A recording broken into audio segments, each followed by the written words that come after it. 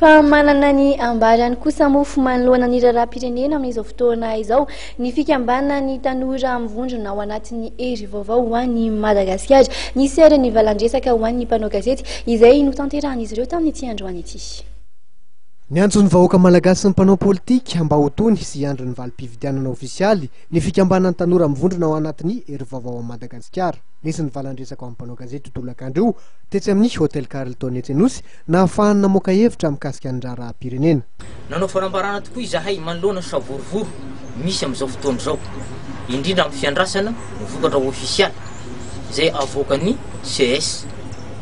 Nanao fanambarana tokoa izahay manoloana ny savorovoro misy amin'izay ho fanendrena ny amin'ny toeran'ny Prime Ministre. Manoloana izany izahay dia miantso ny vahoaka malagasy.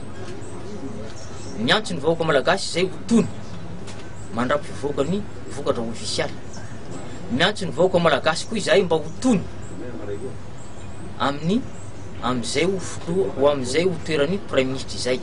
Ka noho izany ho amin'ny fikambanana tanora mivondrona ao anatin'ny HVM dia ny Dr Jules Etienne no atolony ho Prime Ministre ny Repoblika fahaefatra. Mba ho mariky mba ho isiany fitoniny, mba ho isiany mariky ny firaisam-pirenena dia manolotra an'ny Dr Jules Etienne izay ho amin'ny toeran'izany Prime Ministre zany izahay.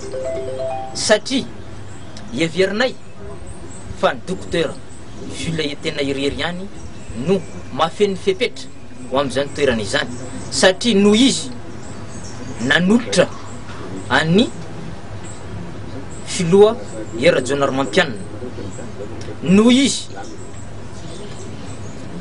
izy mbola tsy tantaratra teo amin'ny sehatry ny politika sy olom-baovao ary eritreretinay azy fa tena mbola olona madio sy madio tanana teo amin'ny sehatry ny fitantanana. Nampisehon'ny fahavononany hianaja sy hanaraka ny dinga ara-dalàna mikasika ny fanendrena Prime Ministre ihany koa ny fikambanana tanora mivondrona ao anatin'ny HVM satria olon'ny firaisam-pirenena sy ny fampihavanana.